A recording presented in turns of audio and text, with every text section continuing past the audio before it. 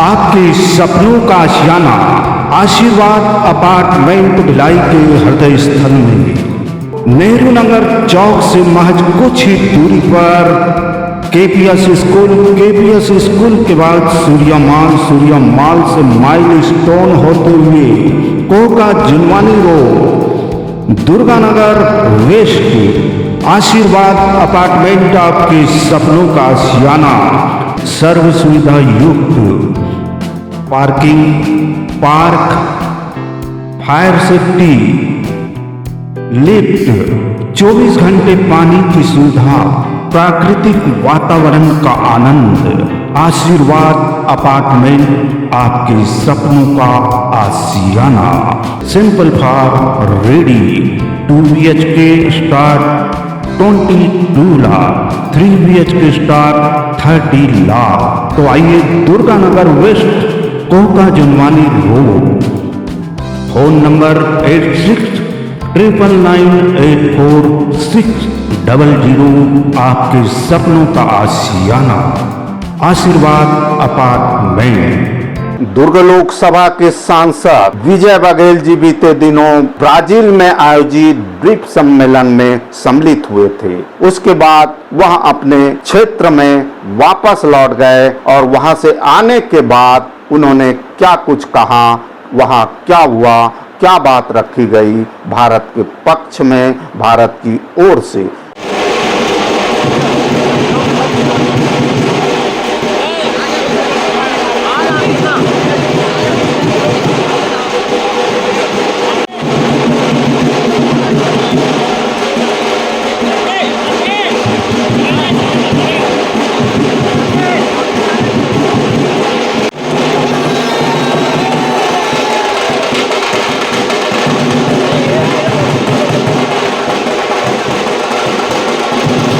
नमस्कार, आप देखना शुरू कर चुके हैं न्यूज आप तक छत्तीसगढ़।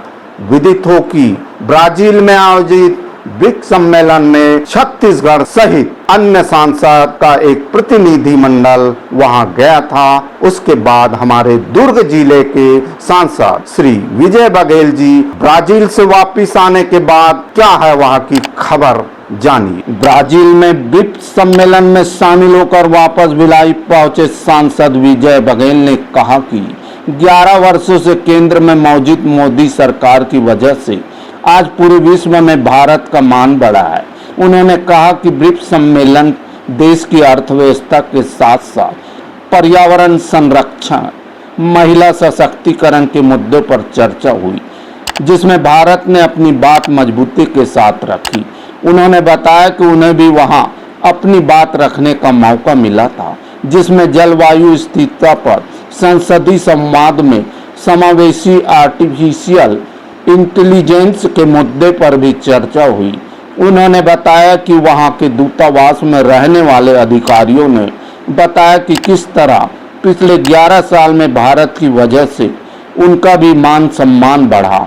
सांसद बघेल ने कहा कि उनकी ब्राजील यात्रा में कई ऐसे पल भी रहे जो उन्हें जीवन भर याद रहेंगे, खासकर वहां मौजूद नमस्ते इंडिया रेस्टोरेंट, क्योंकि वेजिटेरियन होने की वजह से एक वही जगह थी जहां थोड़ा बहुत उनके अनुसार खाने को मिल जाता था। हालांकि लगेज की वजह से भी थोड़ी दिक्कत हुई, लेकिन ब्राजील जैसे देश से हमें काफी कुछ सीखने मिला, खासकर स्वच्छता और जनसंख्या नियंत्रण की वजह से किस तरह देश विकास की राह में आगे बढ़ सकता है।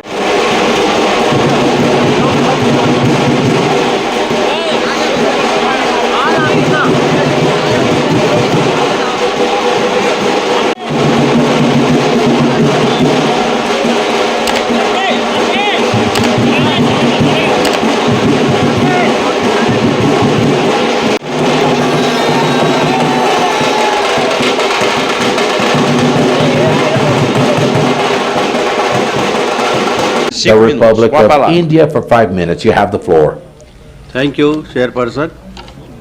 माननीय चेयरपर्सन, गणमान्य प्रतिनिधिगण, देवों और सज्जनों, ब्रिक्स देशों की संसदों की अंतर्राष्ट्रीय मामलों संबंधी समितियों के अध्यक्षों की बैठक की इस प्रतिष्ठित सभा को संबोधित करना मेरे लिए सम्मान की बात है।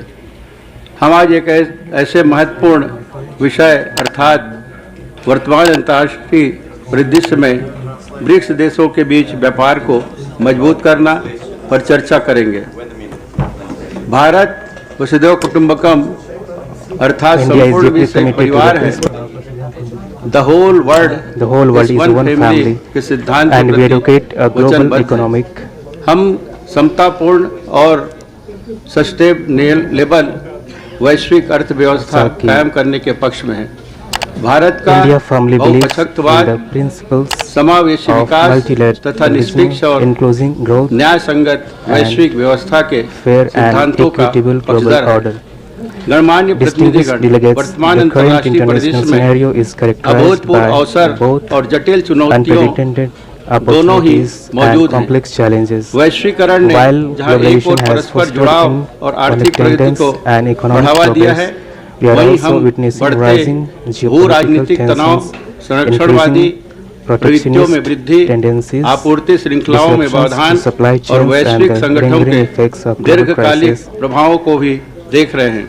ब्राजील से वापिस आने के बाद वहां क्या कुछ हुआ है और भारत की ओर से क्या बात रखी गई, क्या उद्देश्य था उक्त सम्मेलन का, उसे साझा करते हुए मीडिया के समक्ष सांसद जी ने क्या कुछ कहा, देखिए। ये मेरे लिए बहुत ही सौभाग्य की बात थी कि 6 संसदीय समिति की बैठक भारत की ओर से जो माननीय ओम बिरला जी हमारे स्पीकर हैं, उनके नेतृत्व में हम लोग गए थे। उसमें से 4 लोकसभा से थे, माननीय ओम बिरला जी स्वयं, मैं छत्तीसगढ़ से, और माननीय विवेक ठाकुर जी मध्य प्रदेश से थे, और डॉक्टर श्रीमती सबरी रेड्डी जी जो आंध्र प्रदेश की है, टीडीपी से सांसद, वो थी लोकसभा से, और राज्यसभा से माननीय उप सभापति जो राज्यसभा के हैं माननीय हरवंश जी, साथ ही साथ वहाँ के सांसद राज्यसभा के यूपी के हैं वो माननीय सुरेंद्र नागर जी। इन 6 की टीम गई थी और हम सब ने वहाँ पर जो सम्मेलन हुआ 3 तारीख को, मुझे भी एक विषय पर बोलने का अवसर मिला। जैसे मैंने पहले ही आपको जाने से पहले आपके माध्यम से जनता जनार्दन से रूबरू होकर मैंने बताया था कि वर्तमान परिदृश्य में जो अंतर्राष्ट्रीय पटल पर ब्रिक्स देशों की भूमिका व्यापार को मजबूत बनाने में, आपसी सामंजस्य बनाने में किस तरह महत्वपूर्ण होना चाहिए, उसमें अपने विचार रखे और भारत का पक्ष मैं मजबूती से वहां रखा। हमारे यशस्वी प्रधानमंत्री माननीय नरेंद्र मोदी जी के नेतृत्व में जो भारत निरंतर हर क्षेत्र में आगे बढ़ रहा है और व्यापार भी हम लोग किस तरह आपसी सामंजस्य बना के इसमें और मजबूती दे सकते हैं, बहुत सारी जो परेशानी आती है उसको कैसे दूर करें, ये सारे विषय मैंने रखे और वीडियो के माध्यम से वो सामान्य जनता के लिए वो प्रसारित भी हो रहा है। तो पूरी जो मेरी बात है, पूरा भाषण ये लोगों के सामने आपके माध्यम से भी आया और सोशल मीडिया के माध्यम से भी आया। निश्चित रूप से आज की परिदृश्य में इन 10-11 सालों में माननीय मोदी जी के नेतृत्व में भारत जो लगातार विश्व के पटल पर निरंतर हर क्षेत्र में आगे बढ़ रही है, चाहे वो महिला सशक्तिकरण के दृष्टिकोण से हो, जिसमें डॉक्टर सबरी रेड्डी जी ने अपनी बात महिलाओं के बारे में रखी, और एक बहुत अच्छी बात ये हुई कि महिला सांसदों का भी सम्मेलन अलग से वहां पे रखा गया था, जिसमें हमारे यहाँ से डॉक्टर मैडम सबरी रेड्डी जी उसमें अपना प्रतिनिधित्व किया। अभी एक और बात, जो आतंकवाद के दृष्टिकोण से पूरे विश्व में जो पहलगाम में जो आतंकवादी हमले हुए और उसमें हमारे यहाँ माननीय मोदी जी के जो दृढ़ संकल्प है उसको पूरा करने में हमारे सेना कहीं पीछे नहीं रहे और पूरी भारत को, जनता को, क्या विश्व को बता दिए कि हम किसी से कम नहीं है। और उसमें 2 महिला अधिकारी जिस तरह पाकिस्तान के जो आतंकवादी अड्डे हैं उसमें अचूक वार करके उनको ध्वस्त कर दिए, ये भी एक विश्व पटल पर छाया हुआ विषय है। उसके लिए भी बहुत सारे अनौपचारिक चर्चा जो उसमें चर्चा हुई और उसके लिए तो अलग से टीम घूमी रही है पूरे विश्व में। अलग अलग सांसदों की टीम बनी हुई है 5-6, उसमें विचार विमर्श पूरे विश्व में हो भी रहा है। तो इस तरह आज हम मोदी जी के नेतृत्व में जिस तरह हमारी अर्थव्यवस्था आगे बढ़ रही है, हम 1 साल पहले 5वें स्थान पे थे, अब हम 4थे स्थान पे आ गए हैं और आने वाले 3 साल में हम 3रे स्थान पे जरूर पहुंचेंगे। इस रूप में भी भारत को देखा जा रहा है। इतना मान सम्मान भारत का बड़ा है कि जो विदेश में रहने वाले दूतावास में, चाहे एम्बेसडर हो चाहे वहां के और अधिकारी कर्मचारी हो, उन्होंने भी चर्चा के दौरान ये बताया कि आज से 10, 11 साल, 12 साल पहले जो मान सम्मान हमको नहीं मिलता था, आज हमारा मान सम्मान बढ़ा है, हमारी पूछ परख बढ़ी है। इंडिया के लोग हैं, इंडिया के अधिकारी हैं, इस रूप में वहां के अधिकारी भी महत्व देते हैं और वहां के शासन प्रशासन में भी एक महत्व हम लोग को मिलना शुरू हो गया है। ये भी भारत मोदी जी के नेतृत्व में किस तरह अपने मान सम्मान स्वाभिमान को आगे बढ़ा रहा है, वो भी एक विषय अनौपचारिक चर्चाओं में पता चला। जिस तरीके से सम्मेलन पूरा हुआ, उसमें प्रमुख बिंदु क्या उभरकर सामने है कि किस तरीके से ब्रिक्स देशों को साथ में मिलकर काम करना है, एक दूसरे को मजबूत करना। देखिए, 5 देशों का ये समूह इसी उद्देश्य से बनाया गया था। जो 11वां सम्मेलन अभी है, उसमें 11 देश शामिल हो गए और लगातार अन्य देश भी इसमें शामिल होने के लिए अपने आवेदन प्रतिवेदन दे भी रहे। तो इसका एक जीता जागता स्वरूप यह है कि 5 देशों के संगठन में जो सामंजस्य बैठा, जो व्यापारिक क्षेत्र में, शिक्षा, स्वास्थ्य और जिस देशों में अच्छी व्यवस्था है उसको कैसे हम अपनाएं, अपने देश में अच्छी व्यवस्था करें और हमारे देश की अच्छी व्यवस्था को भी अपनाएं। ये एक अपनी ताकत इन 5 देशों के बीच में जो बनी, वो शिखर सम्मेलन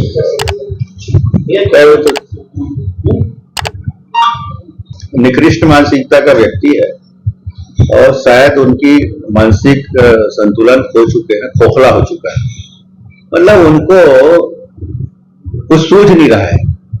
जल्दी शादी करे, घर बसाए और चुपचाप घर बैठे, मैं यही सलाह दूंगा।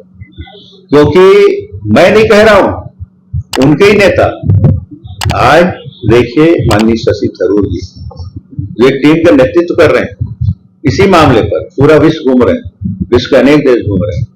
माननीय सलमान खुर्शीद जी जो उसी की पार्टी के नेता है, सीनियर लीडर है। माननीय ओवैसी जी सीनियर लीडर है, दबंग नेता है। इनके द्वारा दिए हुए वक्तव्य को आप अंतर महसूस करें तो पता चलेगा कितने निकृष्ट मानसिकता के राहुल गांधी हैं और इस तरह की नौली बात कर रहे हैं। ऐसा लगता है कि मोदी जी के विरोध करते करते भारत का विरोध कर रहे हैं, यहाँ की सेना का विरोध कर रहे हैं, यहाँ के जनता जनार्दन की भावनाओं का विरोध कर रहे हैं। ऐसे लोग को और क्या नहीं कहूं, निकृष्ट उनको और क्या नहीं कहूं। इसका प्रमाण है कि ब्रिक्स कितनी बड़ी उभरती हुई एक संस्था है जो विश्व पटल पर छाई हुई है। और इस सम्मेलन में एक और ताकत हिम्मत मिलेगी।